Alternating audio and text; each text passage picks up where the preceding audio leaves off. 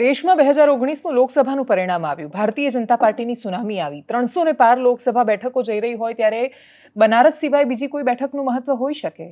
જવાબ એનો હા હતો. દેશમાં સૌથી વધારે ચર્ચાસ્પદ કોઈ બેઠક રહી હોય તો એ અમેઠી લોકસભા બેઠક હતી. વારંવાર હાર્યા પછી અને ક્યારેય નહીં જીતી શકે એવું વારંવાર સંભળાવ્યા પછી પણ સ્મૃતિ ઈરાની ફરી એકવાર એ બેઠક પરથી મેદાને હતા. એમણે રાહુલ ગાંધીને હરાવ્યા. અમેઠી લોકસભા એ જીતીને આવ્યા. એના પછી એમણે જે લખ્યું એ આજે વિસાવદર વિધાનસભા માટે પણ લાગુ થઈ રહ્યું છે. નમસ્કાર, આપની સાથે હું દેવાંશી.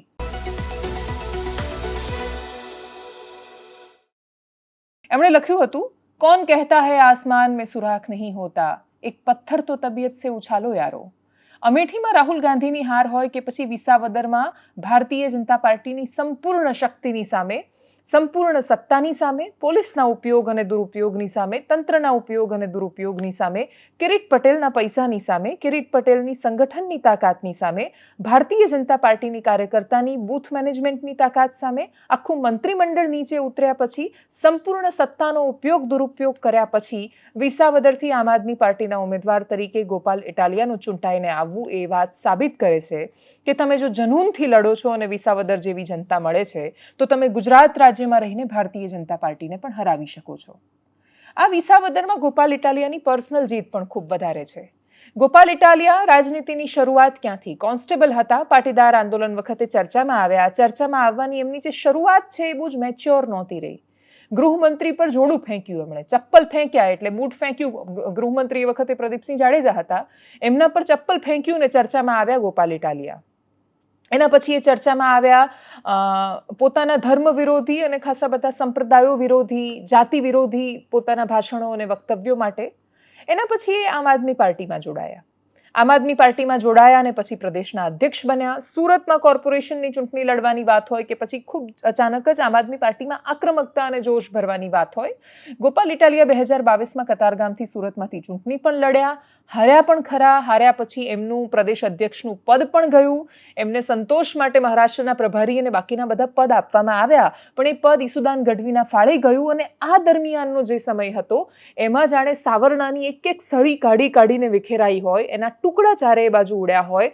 અને ગોપાલ ઇટાલિયાને એટલા બધા ટ્રોલ અને એમની ટીકાઓ કરવામાં આવી કે ઇટાલિયા કશું પણ લખે એટલે એ પોતાના બાળકનો ફોટો મૂકે ને તોય ગોપાલ ઇટાલિયાને રાજનૈતિક રીતે એમની ટીકા કરવામાં આવતી. આટલી ટીકાઓની વચ્ચે પણ શું માણસ ટકી શકે? આટલી ટીકાઓની વચ્ચે પણ શું માણસ ફરીથી ચૂંટણીના મેદાનમાં જવાની હિંમત કરી શકે? આટલું બધું ઇમેજ એસેસિનેશન થયા પછી પણ જે માણસ ટકી શકે, લડી શકે અને જનૂનથી ઉતરી શકે અને પોતાની જાતને સુધારી શકે, એ માણસ રાજનીતિમાં આગળ આવી શકે, એનું આ બહુ જ મોટું ઉદાહરણ છે. ગુજરાતની રાજનીતિમાં કોન્સ્ટેબલના સફળ થવાનો બહુ જ ઇતિહાસ રહ્યો છે. એટલે કોંગ્રેસના ભૂતપૂર્વ મંત્રીથી માંડીને વર્તમાન નેતાઓની પણ વાત કરીએ તો વિધાનસભામાં જે અત્યારે ઉપાધ્યક્ષ છે અને શહેરાના ધારાસભ્ય અને પંચામૃત ડેરી ને બાકી બધી પંચમહાલ જિલ્લામાં સર્વે સર્વા મનાય એવા જેઠાભાઈ ભરવાડ એ પણ કોન્સ્ટેબલ હતા. ગુજરાત ભાજપના જે અત્યારે સર્વે સર્વા છે, પ્રદેશ અધ્યક્ષ CR પાટીલે પણ એમની શરૂઆતમાં કોન્સ્ટેબલ હતા. કારકિર્દીની શરૂઆતમાં ગોપાલ ઇટાલિયા પણ કોન્સ્ટેબલ હતા. બધાની અલગ અલગ શરૂઆતો થઈ છે કોન્સ્ટેબલથી, અને પછી કોન્સ્ટેબલ તરીકે શરૂઆત કર્યા પછી એ પોલીસમાં તો આગળ ન વધ્યા અને આગળ થઈને કોઈ એક જગ્યાએ ન પહોંચ્યા કે એક મુકામ પર ન પહોંચ્યા, પણ આજે જ્યાં જ્યાં પહોંચ્યા છે એ નેતાઓ એ ખૂબ શક્તિશાળી જગ્યાઓ પર છે. ગોપાલ ઇટાલિયાની જીતથી શું સાબિત થયું? આમ જોવા જઈએ તો કશું જ સાબિત નથી થયું, કેમ કે વિસાવદર ભાજપની સીટ ઓલરેડી હતી નહીં અને કડી જે ભાજપની હતી એમણે 40,000 લીડથી, એટલે બહુ સરસ લીડથી પાછી મેળવી છે. વિસાવદરમાં ભારતીય જનતા પાર્ટીએ જીતવા માટે જે પ્રકારનો પ્રયત્ન કર્યો એનાથી વિશેષ મહત્વનું એ છે કે ભાજપના ઉતારેલા ચહેરા સાથે જયેશ રાદડિયાનું મેદાને આવી જવાની વાત હોય કે એની જે ઉમેદવાર ચયનની પ્રક્રિયા જે ભાજપમાં કહેવાય છે, ભાજપ માટે એવું કહેવાય કે સંગઠન એના માટે સર્વોપરી છે. એક પ્રક્રિયામાંથી પસાર થાય છે, સેન્સ લેવાય છે, બધા જ લોકો દાવેદારી કરે છે અને પછી નિર્ણય લેવાય છે. એ નિર્ણય પાર્લામેન્ટરી બોર્ડની બેઠકમાં સહમતિથી લેવાય છે. મેન્ડેટ ખુલે છે ને એવું કહેવાય છે કે એક રાજ્યસભાના સાંસદ અને જયેશ રાદડિયા કે બાકીના ખાસા બધા નેતાઓ એ ભેગા થઈને ઉપરથી લઈ આવ્યા ટિકિટ કિરીટ પટેલ માટે. તમે ભારતીય જનતા પાર્ટીમાં ટિકિટ સેટ કરી શકો, ઓળખાણથી લાવી શકો, કોઈ નેતાઓને કન્વિન્સ કરી શકો એના માટે, કે પછી પૈસાના ઉપયોગની વાત આવે, એ ભાજપમાં નવી પ્રણાલી છે. અને એ નવી પ્રણાલી હવે ભારતીય જનતા પાર્ટીમાં ઘર કરી ગઈ છે. ભારતીય જનતા પાર્ટીમાં એમણે જ ઊભા કરેલા એટલા બધા દુશ્મનો છે. કિરીટ પટેલને ખાલી ગોપાલ ઇટાલિયા સામે નહોતું લડવાનું. એમણે હર્ષદ રીબડિયાના એ સમર્થકો સામે પણ લડવાનું હતું કે હર્ષદ રીબડિયા તો કોંગ્રેસના ધારાસભ્ય હતા અને ભાજપમાં જીતાડીશું એમ કરીને લઈને તો આવ્યા પણ જીતાડી ન શકી ભારતીય જનતા પાર્ટીએ. તો ભૂપત ભાયાણી સામે આમ આદમી પાર્ટીને પસંદ કરી વિસાવદરની જનતાએ અને હારેલા ઉમેદવાર હતા. એમને ફરીથી તક ન મળી. તમે ભૂપત ભાયાણીને કથિત રીતે જો પૈસાથી મેનેજ કરી લો તો એ વિષય પણ આખો પૂરો થઈ જાય છે. તમે હર્ષદ રીબડિયાને મેનેજ ન કરી શક્યા અને પછી જે પરિસ્થિતિ થઈ 17,000 કરતાં વધારે વોટથી ગોપાલ ઇટાલિયાનો વિજય થયો.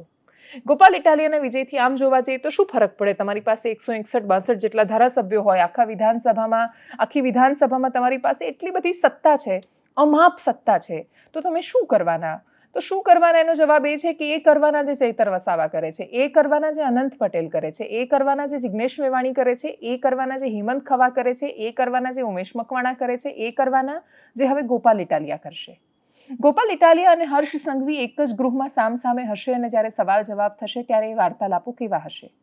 ગોપાલ ઇટાલિયાની આક્રમકતા વિધાનસભામાં ગયા પછી બદલાશે કે યથાસ્થિતિ રહેશે? વિસાવદરની જનતાને સત્તા વિરોધી ચયન માટે અને પોતાના એ સ્વભાવ માટે એને શું મળશે? મુખ્યમંત્રીએ જે જાહેરાતો કરી હતી જૂનાગઢમાં જઈને કહ્યું હતું કે અમે વિસાવદરને આ આપીશું ને આ આપીશું, એમને પસંદ ન કર્યા તો મુખ્યમંત્રી પોતાની એ જાહેરાતોને યથાવત રાખશે કે પછી ભેદભાવ કરશે? સરકાર તો બધાની હોય છે, સરકાર તો ધારાસભ્યોથી બને છે, કોઈ વિપક્ષમાં હોય કોઈ પક્ષમાં હોય, પણ એ તો શપથ તો બંધારણની લે છે અને તમે જ્યારે વચન બંધારણનું લો છો, એના શપથ લો છો, તો પછી તમે સંવિધાનને ફોલો કેમ ન કરો? સંવિધાનની રક્ષા કરવાનું અને પછી એણે કહ્યું છે એ અનુસરવાનું વચન લીધા પછી તમે જ્યારે ભેદભાવ કરો છો ત્યારે તમે બીજા કોઈની સાથે નહીં, આ દેશના મૂળ તત્વ, આ લોકતંત્રના આત્મા સાથે ભેદભાવ કરો છો. ગોપાલ ઇટાલિયાના જીતવાથી બાકીના પણ બહુ મહત્વના પરિબળો છે અને એ સૌથી મોટું પરિબળ જયેશ રાદડિયાને અસર કરવાનું છે. જયેશ રાદડિયા માટે જે પેલું કહેવાય છે ને કે બાંધી મુઠ્ઠી લાખની ને ખુલી, તો એટલે એમની મુઠ્ઠી ખુલી છે, સોનાની જાળ પાણીમાં નખાઈ ગઈ છે. એટલે ખૂબ શક્તિશાળી નેતા, પણ પોતાની શક્તિનો પ્રયોગ એમણે કિરીટ પટેલ માટે કર્યો. કિરીટ પટેલ પણ સંગઠનમાં 10 વર્ષ સુધી એ સતત પ્રમુખ રહ્યા, ખૂબ શક્તિશાળી નેતા, પણ માણસને કશું જ નહીં તો ક્યારેક પોતાનો સ્વભાવ બહુ નડી જતો હોય છે. એટલે જ કિરીટ પટેલને સંગઠનમાં જે રીતે ઓર્ડર આપવાની ટેવ હોય, તમે જ્યારે લોકતંત્રમાં ચૂંટણીના મેદાનમાં ઉતરો છો ત્યારે જનતા તમારી નીચે કોઈ કામ કરતી કાર્યકર્તા નથી કે તમે એને મન ફાવે એમ એની સાથે વર્તન કરી શકો, અથવા તમે જવાબદેહ ન રહો, અથવા તમને કશું પૂછે, 4 સવાલો પૂછે તો આમ તમને ચચરી જાય ને તમને એવું થાય કે તમારી આ તાકાત કે તમે મને પૂછી લીધું. એ જે વાત છે, અથવા તમે જનતાને જજ કરી લો કે આ તો જનતા જ આવી છે, આ લોકો જ આવા છે, એમને ગમતો જ નથી વિકાસ, એવું નથી. જો એ સતત તમને પસંદ નથી કરી રહ્યા તો એના તારણો અને કારણો તમારે જાતે શોધવા પડશે. સૌથી મોટો પ્રશ્ન કોંગ્રેસની સામે છે. ચૂંટણીના પરિણામો કહે છે કે ભારતીય જનતા પાર્ટીના વોટ તો ઓછા નથી થઈ શક્યા, કોંગ્રેસના વોટ આમ આદમી પાર્ટીમાં ડાયવર્ટ થયા. અને એટલે જ કિરીટ પટેલને હરાવવા માટે કોંગ્રેસના કાર્યકર્તાઓએ પોતાના પક્ષને પસંદ નથી કર્યો. એમને ખબર હતી કે મજબૂત ઉમેદવાર ગોપાલ ઇટાલિયા છે, તો એમણે એમનું સમર્થન કરવું જોઈએ. એક ગોપાલ ઇટાલિયા કે જે ક્યારે એમની રાજનીતિ પર બહુ પ્રશ્નો આવ્યા હતા કે હવે એ શું કરશે, તો હવે એ વિધાનસભામાં પહોંચ્યા છે અને જે લોકો ટ્રોલ કરતા હતા એ લોકો હજી એ ટ્રોલ જ કરવાના છે. એ પણ પોતે પોતાનું રાજનૈતિક અસ્તિત્વ ટ્રોલ કરીને પણ આગળ વધારી શકે એવી યુવાનો આગળ વધે, બેઝિકલી રાજનીતિની અપેક્ષા છે. ને એ બધા પક્ષમાંથી યુવાનો જ્યારે આવશે, ભલે એમના અલગ અલગ વિચારો છે, ઓપિનિયન છે, પણ એ તર્ક આધારિત મત જ્યારે રજૂ કરે ત્યારે ખૂબ સુંદર સંવાદો છે રાજ્યની વિધાનસભામાં સર્જાવા જોઈએ. યુવાનોના નામ પર રબર સ્ટેમ્પ, સ્ત્રીઓના અને મહિલાઓના પ્રતિનિધિત્વના નામ પર વિધાનસભામાં બેસીને રીલ જોતા નેતાઓ નહીં, પણ જે ખરેખર સ્ત્રીઓના અને પોતાના વિધાનસભા ક્ષેત્રના પ્રશ્નોને સમજીને વાચા આપી શકે, જેની અંદર અમે કશુંક છીએ એવો અહંકાર ન હોય, જે જનતાના માણસો હોય, જનતાના નેતા હોય અને એ જનતાની વચ્ચે જઈ શકતા હોય, લોક નેતા હોય, એવા સ્ત્રી નેતાઓ આપણને કેટલા મળશે? આવનારી ચૂંટણીઓમાં જ્યારે 2027 કે પછી 29માં વિમન રિઝર્વેશન લાગુ થશે ત્યારે ત્રણેય પક્ષોની પાસે એવા કેટલા ચહેરાઓ છે કે જે તૈયાર છે, જે વિધાનસભામાં એમનું પ્રતિનિધિત્વ કરશે. યુવાનો અને મહિલાઓ જેના પર દેશની મદાર અને દેશનો આધાર આપણે છોડવાની વાત કરી રહ્યા છીએ, ત્રણેય પક્ષો એમને તૈયાર કરે એવી અપેક્ષા રહેશે. ખૂબ મોટા સમાચાર શક્તિસિંહના પદ છોડવાના પણ છે, પણ એના વિશે વાત કરતા પહેલા ગોપાલ ઇટાલિયાએ જે પ્રતિક્રિયા આપી, અરવિંદ કેજરીવાલે જે કહ્યું, ત્યાંથી ભારતીય જનતા પાર્ટીના જે રિએક્શન આવ્યા, કરીએ એના પર નજર. મિત્રો, આ લડાઈ એ એક તરફ સત્તા, એક તરફ પૈસા, એક તરફ દારૂ, એક તરફ ગુંડાઓ અને એક તરફ અહંકાર હતો, બીજી તરફ આમ જનતાની આશા અને વિશ્વાસ હતો. એક તરફ સત્તાનું અભિમાન બીજી તરફ હું જે ગામડે ગામડે ગયો ત્યાં નાની નાની દીકરીઓ એના કુમળા હાથે લીધેલા દુખણાનો વિજય થયો છે. અમારી માયુએ મને આપેલા આશીર્વાદનો વિજય થયો છે. અમારા ખેડૂ માવતરે મારી માથા પર મૂકેલા હાથની મળેલા આશીર્વાદનો વિજય થયો છે. કારખાને જઈ અને એ લોઢાની ભેગા જે પોતાની હીરા ઘસતા ઘસતા જાત ઘસે છે, આ ગુજરાતને ઉપર લાવવા માટે રત્ન કલાકારોના આત્મામાંથી નીકળેલા અવાજનો વિજય થયો છે. આ પંથકના અનેક ગરીબોએ મને પ્રેમ આપ્યો, આશીર્વાદ આપ્યો, આશ્વાસન આપ્યું, સંવેદના આપી, મત આપ્યો. એ બધાયનો વિજય થયો છે. દોસ્તો, આ જીત એ હું આ ગુજરાતની જનતાના, વિસાવદરની જનતાના ચરણોમાં નમસ્કાર કરીને વિનમ્ર ભાવે આ ચૂંટણીના સર્ટિફિકેટને હું સ્વીકારું છું. મિત્રો, મારી ગુજરાતભરના યુવાનોને એક લાગણીભરી વિનંતી છે કે મારા વાલા યુવાનો, જાગો. ક્યાં સુધી આપણે ગુજરાતમાં ભાજપના ભય, ભૂખ, ભ્રષ્ટાચાર અને તાનાશાહીના શાસનની ગુલામી ભોગવીશું? દોસ્તો, આજે એક એક માણસને જાણે કે ગુલામ બનાવી રાખ્યો એટલી હદે ભાજપે તાનાશાહી કરી છે. ગામડે ગામડે ભાજપના માણસો ગુંડાઓ જેવું વર્તન કરી રહ્યા છે. હું ગુજરાતભરના યુવાનો પાસે હાથ લંબાવું છું કે હે યુવાનો, આગળ આવો, તમારો આત્મા જગાડો, તમારી અંદર પણ જે તાકાત ભગવાને મૂકી છે એને ઓળખો. આવો સાથે મળી અને ગુજરાતને પરિવર્તન લાવવાની, ગુજરાતને આ ભાજપની ચુંગાલમાંથી છોડાવવાની લડાઈ લડીએ. મારી સૌને હાથ જોડીને અપીલ છે કે આજથી ગુજરાતની અંદર ક્રાંતિના બીજ રોપાઈ ચૂક્યા છે ને એની અંદર ભગવાને પણ વરસાદ રૂપી આશીર્વાદ મોકલ્યા છે. આજે આ ક્રાંતિનું બીજ રોપાયું, ઉપરથી આ વરસાદ આવ્યો. ભગવાન પણ ઈચ્છે છે કે ગુજરાતની જનતાનો આત્મા જાગે અને ગુજરાતમાંથી ભ્રષ્ટાચારી ભાજપ ભાગે. दोस्तों, विसावदर के लोगों ने भी डबल मार्जिन से हमें जिताया है. जितने मार्जिन से उन्होंने हमें 2022 में जिताया था उससे डबल मार्जिन से जिताया है. अक्सर कहा जाता है कि बाईपोल में रूलिंग पार्टी जो होती है वही जीतती है. गुजरात में रूलिंग पार्टी बीजेपी है और बीजेपी की तो इतनी पकड़ है शासन के ऊपर, प्रशासन के ऊपर, पुलिस के ऊपर, सारी एजेंसीज उनके पास है. और जिस तरह से साम दाम दंड भेद सारे तिगड़म लगा के बीजेपी चुनाव लड़ती है, उनसे गुजरात के अंदर चुनाव लड़के जीत पाना तो बहुत मुश्किल है. तो अगर डबल मार्जिन से लोगों ने ये वोट दिया हमें, तो ये दिखाता है कि गुजरात के लोग अब 30 साल के बीजेपी के कुशासन से कितने ज़्यादा त्रस्त हो चुके हैं और अब जनता अपनी आवाज़ उठाने वाली है. जनता ने अपनी आवाज़ उठानी शुरू कर दी है. શક્તિસિંહ ગોહિલે ગુજરાત કોંગ્રેસના અધ્યક્ષનું પદ છોડી દીધું છે. એમણે પદ છોડવામાં ભલે કારણ પેટા ચૂંટણીના પરિણામ આપ્યા હોય, પણ કારણ માત્ર એટલું સીમિત નથી. પહેલી ચૂંટણીઓ હારી નથી. કોંગ્રેસ ચૂંટણી હારે ને નેતા રાજીનામું આપે એ બહુ જ ફોર્માલિટીવાળી પ્રક્રિયા છે. શક્તિસિંહ ગોહિલે ફોર્માલિટી નથી કરી. એમણે રાજીનામું તો આપી દીધું, કોઈ એમને મનાવે એ સ્કોપ એમણે છોડ્યો નથી. એમણે શૈલેષ પરમારને જવાબદારી સોંપી દીધી અને નીકળી ગયા એ જવાબદારીમાંથી. પેટા ચૂંટણીમાં કડીમાં હાર્યા અને વિસાવદરમાં હાર્યા એ એકમાત્ર કારણ નથી. અધ્યક્ષોના નામ જિલ્લાઓના જે જાહેર થયા એમાં શક્તિસિંહ ગોહિલના કેટલા ચહેરાઓ અથવા એમનું કેટલું માન રાખવામાં આવ્યું અથવા માનવામાં આવ્યા. શક્તિસિંહની સામે ઓલરેડી એક લોબી કામ કરી રહી હતી. ભરતસિંહનું ગ્રુપ અને શક્તિસિંહનું ગ્રુપ એમ પણ પહેલેથી એક સાથે નહોતું. ભરતસિંહ ભલે આમ સીધી રીતે સ્ક્રીન પર ન દેખાતા હોય કે રાજનીતિમાં બહુ ચર્ચામાં ન હોય, પણ છતાંય એ કોઈ ને કોઈ રીતે કોંગ્રેસમાં નિયંત્રિત કરનારી શક્તિની ભૂમિકામાં રહ્યા છે. ભરતસિંહે પોતાના સમયમાં 2017ના સમયમાં ખૂબ સરસ રીતે કોંગ્રેસને પાછી ઊભી પણ કરી, રિવાઇવ પણ કરી અને એ સરસ રીતે આખો માહોલ પણ બનાવી શક્યા. પણ એ વખતે પરિસ્થિતિઓ એમની સાથે હતી. 2017માં એ ન જીતી શક્યા. જીત્યા હોત તો કદાચ 2017 પછી જો ગુજરાતમાં કદાચ કોંગ્રેસની સરકાર બનતી એ વખતે, તો ભરતસિંહ જ હતા મુખ્યમંત્રીનો ચહેરો કોંગ્રેસ માટે. કોંગ્રેસ એ વાતનો સ્વીકાર કરે કે ન કરે, જો કદાચ સરકાર બનતી તો એ કેટલી ટકતી ને બધા બહુ જ પ્રશ્નો છે ને બહુ કાલ્પનિક વાતો છે. પણ છતાં એક સમયે ભરતસિંહ ખૂબ મોટો ચહેરો હતા. ભરતસિંહની આજુબાજુ સ્ત્રીને લગતા વિવાદો હંમેશા હોય છે. એટલે એમના પૂર્વ પત્ની, એમના વર્તમાન ગર્લફ્રેન્ડ, એની પહેલાના પત્ની, આ બધાના જે સંઘર્ષો બધા ચાલતા હોય છે એ ભરતસિંહને રાજનીતિમાં એક્ટિવ રીતે ટકી રહેવા દેશે એ બહુ જ લાગતું નથી. એવા સમયમાં નરમ ને ગરમ દળના સંઘર્ષો પણ બહુ થયા. એક બાજુ લાલબાલ પાલની જે એક આખું એમનું ગ્રુપ છે એ બહુ જ એક્ટિવ હતું, એ કોંગ્રેસના મુદ્દાઓને લઈ રહી. જ્યારે રાજકોટ ટીઆરપી ગેમ ઝોન વખતે જિગ્નેશ મેવાણી, લાલજી દેસાઈ કે પાલાંબલિયા જ્યારે આંદોલન કરે છે, પ્રોટેસ્ટ કરે છે, ત્યારે એ દેખાય છે કે વિપક્ષ પોતાની ભૂમિકા નિભાવી રહ્યું છે, રસ્તા પર ઉતરી રહ્યું છે ને મેદાનમાં છે.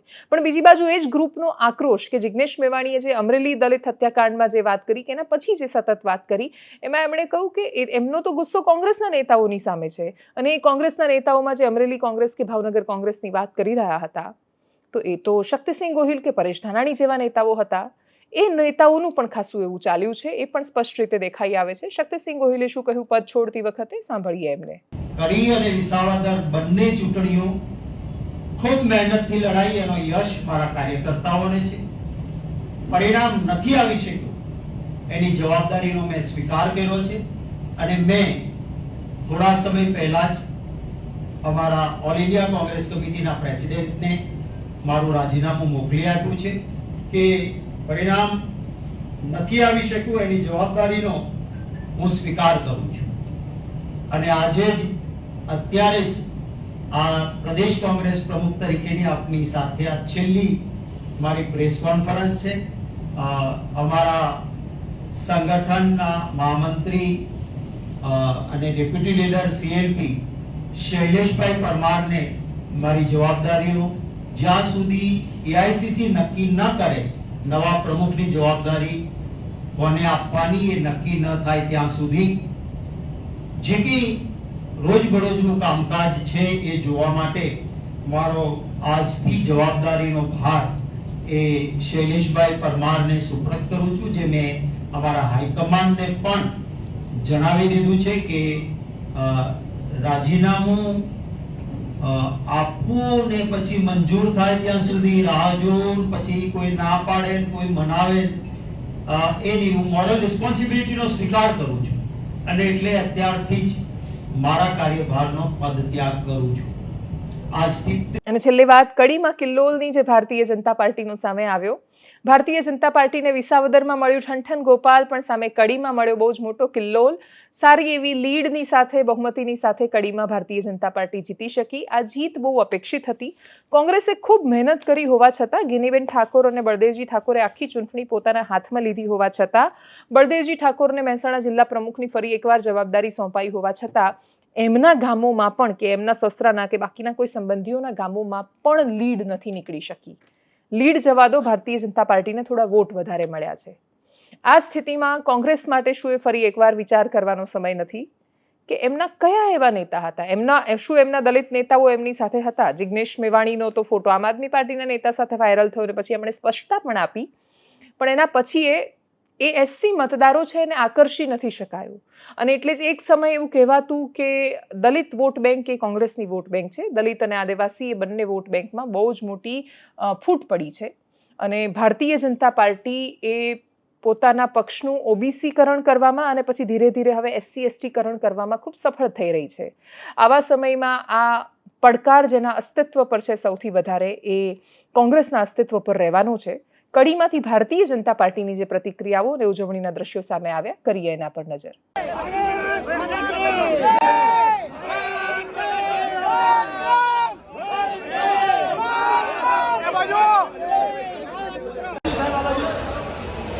મીડિયા અહીંયાથી આગળ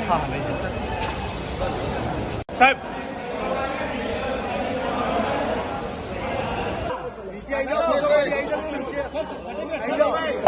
मैं जीत को प्रजा की जीत बताता हूँ, मतदारों की जीत बताता हूँ. लीड 40,000 के आसपास मिली है और पार्टी ने मुझे 40 साल के बाद टिकट दिया मेरी जो, और प्रजा ने भी मेरे को 40,000 से जिता दिया. कांग्रेस की तो ये आदत ही है, जब तक कांग्रेस हारती है तब तक वो ईवीएम को दोष देती है और ईवीएम के ऊपर ठिकरा फोड़ती है. એનાલિસિસમાં અત્યારે બસ આટલું જ. કડી અને વિસાવદરમાં જઈને આવેલા માણસોને ખબર છે કે ભાજપ જીતે, કોંગ્રેસ જીતે કે આમ આદમી પાર્ટી જીતે, એ વિસ્તારોનું કોણ કલ્યાણ કરશે એનો કોઈ ચોક્કસ એની પાસે જવાબ નથી. વ્યવસ્થા કલ્યાણ કરી શકતી હોય છે. જ્યારે પ્રશ્ન પૂછવાવાળી જનતા અને જવાબદેહ નેતા એ બંનેનું કોમ્બિનેશન થાય ત્યારે એ વિસ્તારોનો વિકાસ શક્ય હોય છે. એની આત્મા જાગતી રહે છે હંમેશા. અને એટલે જ લોકતંત્રનો આત્મા પણ સદૈવ જાગતો રહે, વિપક્ષનો વિરોધના અવાજોનું પણ અસ્તિત્વ આપણી ગુજરાતની વિધાનસભામાં પણ જીવતું જાગતું રહે અને સંવાદનું માધ્યમ બને અને પછી ઉકેલનું માધ્યમ પણ બને વિધાનસભા, એવી અપેક્ષા રહેવાની છે. એનાલિસિસમાં અત્યારે બસ આટલું જ. નમસ્કાર.